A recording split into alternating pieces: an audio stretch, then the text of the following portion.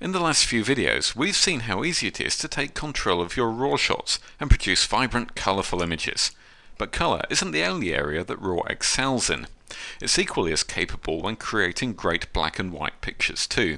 So whether we're looking for a classic black and white feel with smooth gradations from dark to light, or perhaps more punchy pictures with greater contrast and striking tonality, Camera Raw can help us achieve the results we're looking for. Let's start our journey into the world of mono by seeing how we created this image here. It has all the hallmarks of a classic mono shot, a nice range of tones from true black to pure white, and there's some nice subtle gradations going on in the sky. So let's discover how we got there from our original shot. The first thing I'm going to do is open up the file boat.dng into Camera Raw, and to do this I'm going to go to File and Open and choose the file there, boat. Just click Open, and this brings the Camera Raw window up.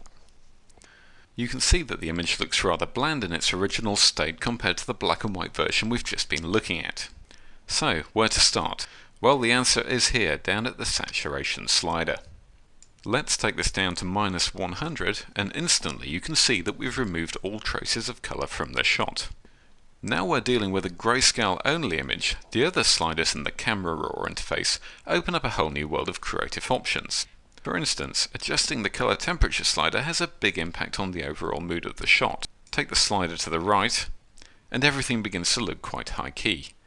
Take it to the left, and we get a richer, more low key feel to the proceedings. I quite like the definition that's beginning to appear in the sky at around 3000, 3400 or so. So let's go with that. Similarly, altering the tint slider also has a bearing on the overall look of the shot. I'm just going to set this to around -60 or so, as this appears to give a nice even distribution of tones.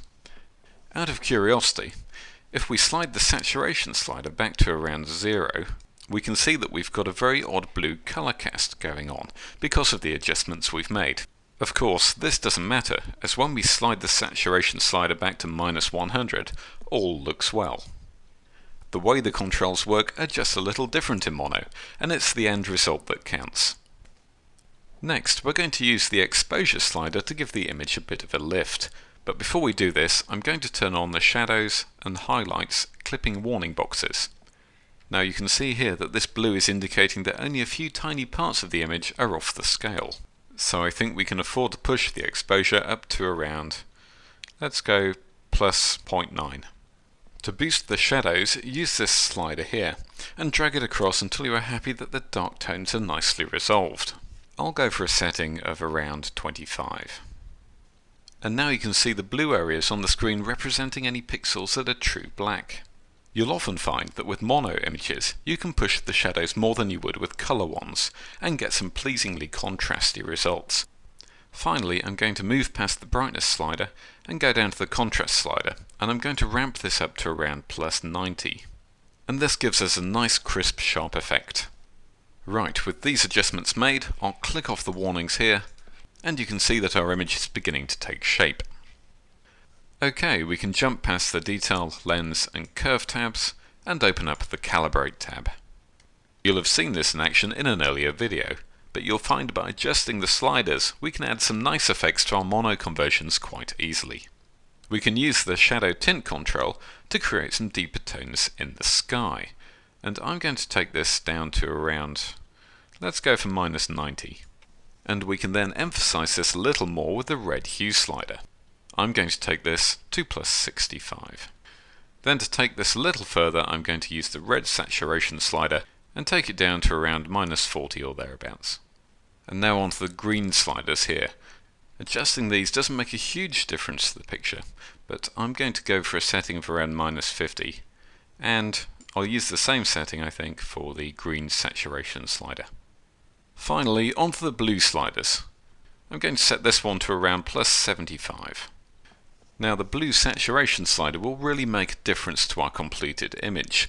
Over at the left we get a bright and kind of bleached out effect, and at the right a very dark and moody feel. I'm going to go for a setting of around +60. We've got a lovely richly toned sky, a crisply detailed boat here in the centre, and the darker sea balances the composition nicely. So that's our mono seascape finished. You can see it's a much more interesting picture than our rather flat start image, and really makes the most of the black and white potential that this shot has. Now you can either save the image or click Open to take it into Photoshop. Okay, so that's the basics of converting an image to mono. Now let's use a new image and see how we can add a much more contrasty and atmospheric effect like we've got here. So what I'm going to do is close down these images here. Let's close down this picture too. I'm going to go to File and Open, and this time choose the image called Pistols here. Right, this still life shot of a collection of antique pistols should lend itself well to a black and white treatment. We'll make the most of the shiny textures and deep shadows with some mono manipulation, and this time we'll dial in some settings that will result in a really dark and rich end product. And to do this we're going to use some quite extreme adjustments. Right, let's take a look over here. We're going to leave the temperature and the tint exactly as they're set and go down to the saturation slider first. Let's knock this down to -100. Okay, next to the exposure, and I'm going to take that down to around -0.7, and this will really punch up those dark tones. And to take this a little bit further, we'll take the shadows slider up to around 25 or so, and this is really starting to bring them out. Clicking onto the shadows clipping warning box here shows us that we're starting to see quite a lot of true black in our shot, but this is exactly what we're after. Okay, I'll just click off this shadows warning again. Okay, next to the brightness slider, and I'm going to take that up to about 100. That's fine. And then I'm going to set the contrast to its maximum setting. What we're after is a really shiny, dazzling contrastiness in this shot, and by setting the contrast to maximum, we've started to deliver this. As in the previous image we were working on, we can use the Calibrate tab to fine-tune the look of our image. I'm going to start by setting the shadow tint to around -40. That's it. The red hue will give the shadows even more depth by going to around -40. And we can emphasize this by adding a little more red saturation as well.